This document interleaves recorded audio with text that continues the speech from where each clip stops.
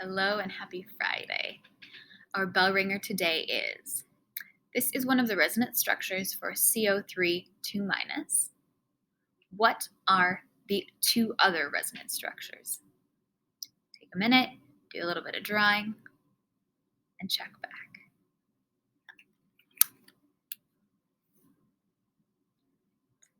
Hopefully, you were able to determine that the other two resonance structures look like this. Again, reflecting on resonance structures.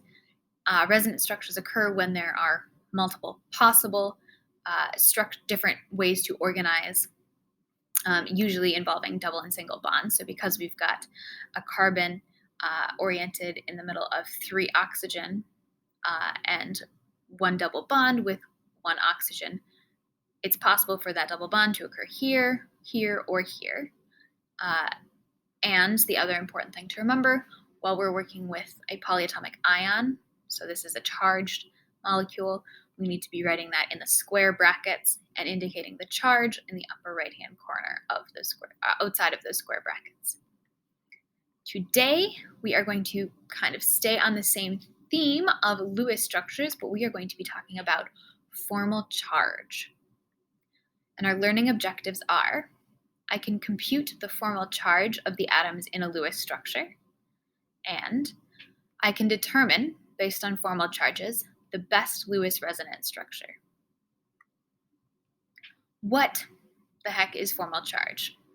Formal charge is a hypothetical charge on an atom in a molecule or ion.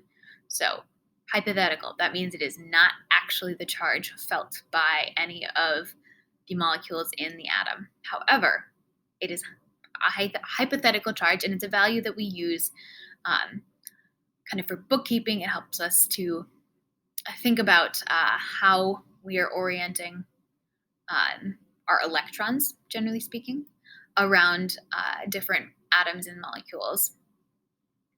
And eventually we'll see how formal charge helps us to determine the best Lewis structure when we have a molecule or a polyatomic ion that has resonance structures. It will oftentimes be a great solution for helping to choose the best one. And it's very easy to calculate.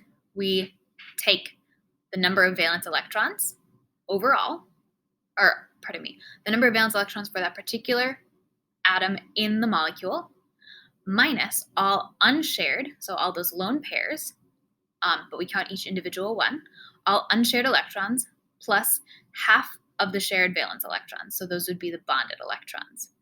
So in other words, number of valence electrons minus total unshared plus number of bonds is a good way to think of that. If we have a species that has a charge, the overall charge of the individual formal charges, when we add all those together, the overall charge must add up to the charge of the species overall. So if we look at these three NO3 minus, you can see in each one, although each individual atom has a charge, when we add those charges together, we always will end up with a formal charge for the overall species of -1, which is correct.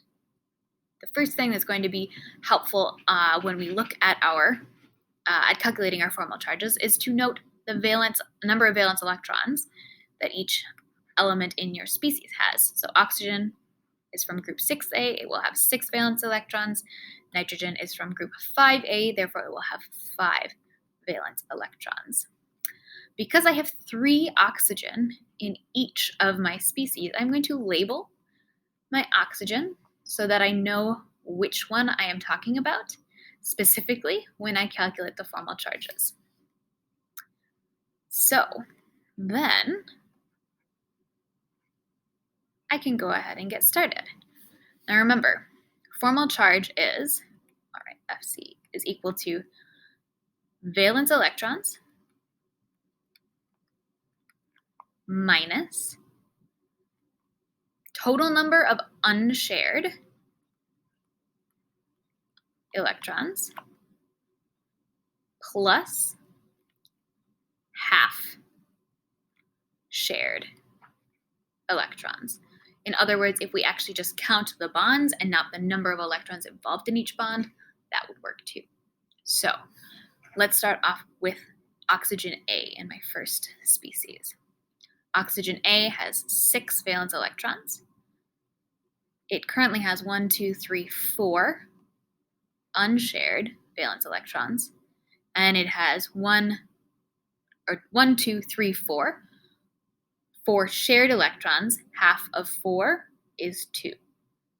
2 is also equal to the number of bonds I see. So 6 minus 4 plus 2 is 6 minus 6, or 0.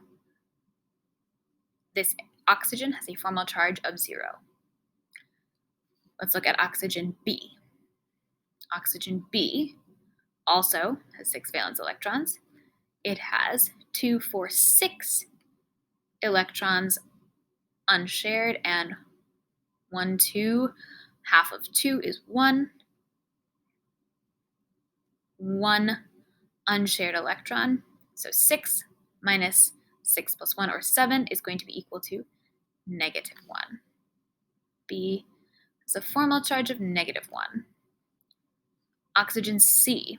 Well, oxygen C, I can see, is involved in the same type of bonding as oxygen B. Therefore, it will have the same calculation. 6 valence electrons not involved in bonding, 1 involved in bonding, or 1/2 of the bonds. 1 single bond is going to be -1. Now let's take a look at the nitrogen. Nitrogen has 5 valence electrons. It has 0 unbonded electrons, and it has 2, 4, 6, 8. Half of 8 is 4.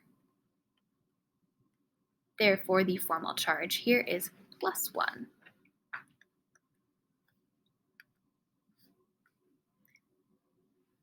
And as we would expect, if we add up all of the charges on all of our different elements within the species, it would total 2 minus 1, as it should, because that is the charge on our species overall. I will not write out or go through with you individually how to calculate for A, B, and C, and N in the other 2 species. I will put them up on the slide for you to see, so you can double check and make sure that you're doing it correctly. And then we will move on. And there you can see all of the completed and calculated formal charges for each atom in this particular species. And as, of course, you can see, the overall charge for each one is -1, which is fitting because the species has a charge of -1. So we know how to calculate formal charge, and I've said that we use formal charge to determine the most important resonance structure. But first of all, when do we do that? And then how exactly do we do that? So we use formal charge to determine the most important resonance structure when we have a central atom that is surrounded by different types of atoms. So in our Bell-Ringer question today, for example, we had CO3 2-, and this would not be an instance where we would have a most important resonance structure, because each of those is equally likely, because each of those oxygen is contributing in the same way to the resonance structures. When we have different types of atoms, so if we had 2 oxygen and 1 fluorine or something like that, we would see one resonance structure that would be likely to contribute more, one resonance form, that would contribute more to the overall resonance structure. And in order to choose which resonance structure is the most important, we look at 3 different things. First, generally speaking, overall, we prefer smaller charges. If we've got one species that has a -2 and a -1 and a +1, but we have a different species where we've got a -1, a 0, and a +1, we're going to choose the one that has the -1, the 0, and the +1, because we prefer smaller formal charges overall. Something that is not preferred is having the same non-zero formal charge on adjacent atoms. That simply means two atoms are right next to each other. This one has a formal charge of +1, and this one has a formal charge of +1. That resonance structure is not preferred. And finally, we prefer to have the most negative formal charge on the more electronegative atom. So if we have two resonance structures where one has a -1 on an oxygen and one has a -1 on a nitrogen, the one that has the -1 charge on the oxygen will be preferred because oxygen is a more electronegative atom than nitrogen. So what does this look like in practice? Well, here we have our thiocyanate ion. And in order to determine of these three, which is the most important resonance structure, we're going to calculate our formal charges for each of these atoms in the species. So just like on the last example, I will walk through the first one with you, and then I will leave the calculations on the screen for the other two so you can double check yours. And then afterwards, we'll discuss how to select, based on our three criteria, which of these three is the most important resonance structure for the thiocyanate ion. So we are going to have nitrogen, carbon, and sulfur. Nitrogen has 5 valence electrons, carbon has 4, and sulfur has 5 as well. So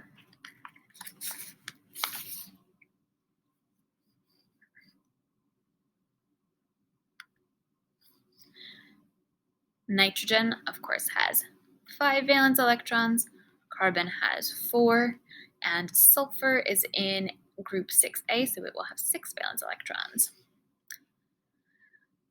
So the formal charge for nitrogen is going to be valence electrons minus the sum of unbonded electrons, 2, plus half of the bonded electrons. We've got 2, 4, 6. Half of 6 is going to be 3. So 5 minus 2 plus 3, or 5 minus 5, is going to be equal to 0. We have a formal charge of 0 on our nitrogen. How about carbon? Carbon is 4 valence electrons minus 0 in our lone pairs, and then we've got 2, 4, 6, 8. Half of 8 is going to be 4. And again, our formal charge on carbon is going to be 0. And let's check sulfur. Sulfur has 6 valence electrons minus 2, 4, 6 unpaired electrons plus half, or 2 are involved in bonding, so half of 2 is 1. So 6 minus 6 plus 1, or 6 minus 7, is going to equal -1. Overall, our charge is -1, which is good because we are dealing with a negative ion.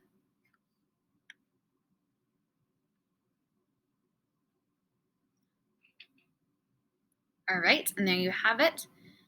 The formal charges in each resonance structure of thiocyanate ion. Here we have a charge of, here we should have a charge of -1 on our sulfur. So we have charges of 0, 0, and -1 for a total charge of -1 overall. Our nitrogen in this resonance structure has a charge of -1, carbon 0, sulfur 0, overall charge of -1. And in our third resonance structure, our nitrogen has an overall charge of -2, carbon 0, sulfur +1, again for an overall charge of -1. So now that we have our three resonance structures and the overall charges, and the formal charges for each atom in each species in the resonance structures, we can determine which is the most important resonance structure. So, first of all, we can look at our first guideline, which is that we do not want, or we're looking for the smallest charges overall. So, with that in mind, we can go ahead and eliminate this resonance structure because it has the largest charges. We've got -2 and +1, whereas the others have only zeros and -1. This is not the most important resonance structure. Then we can look between these two. Well, our second guideline says that we prefer not to have adjacent atoms with the same with the same non-zero charges. And that doesn't apply here. We don't have any adjacent atoms with non-zero charges. So in that case, we have to look to our third guideline. And our third guideline says that we prefer to have the most electronegative atom in this species with the negative charge. So then we can look now we can look at the third guideline, which says that we want our most electronegative atom in the species to be the one that has the negative charge. So we simply need to compare the electronegativities of sulfur and nitrogen. And of course, my head is kind of in the way, but this little periodic table with all the arrows of different trends is a very useful thing to have. When you look at the posted version of the slide deck, I would perhaps copy and paste this because this is a very, like I said, very useful tool. But generally speaking, electronegativity increases as we go towards fluorine. Remember, fluorine is the most electronegative atom, and it also increases as we go up the periodic table. So sulfur is in a higher period than nitrogen. It is one period higher than oxygen. And nitrogen is less electronegative than oxygen. However, because it is in a higher period, nitrogen is going to be the more electronegative between nitrogen and sulfur. This would be also if you really weren't sure and you weren't trusting yourself on looking at a tool like this, you could certainly check in your textbook and look at the table of electronegativity values. So between nitrogen and sulfur, nitrogen is the more electronegative species, so we'd prefer to have the negative charge on our nitrogen. Therefore, this will not be the preferred or the most important resonance structure. Rather, this one will be. So nitrogen has a -1 formal charge. Carbon and sulfur both have formal charges of 0. We have a nitrogen double bonded to a carbon, double bonded to a sulfur. And there you have it. That is how you use formal charge to determine the most important resonance structure.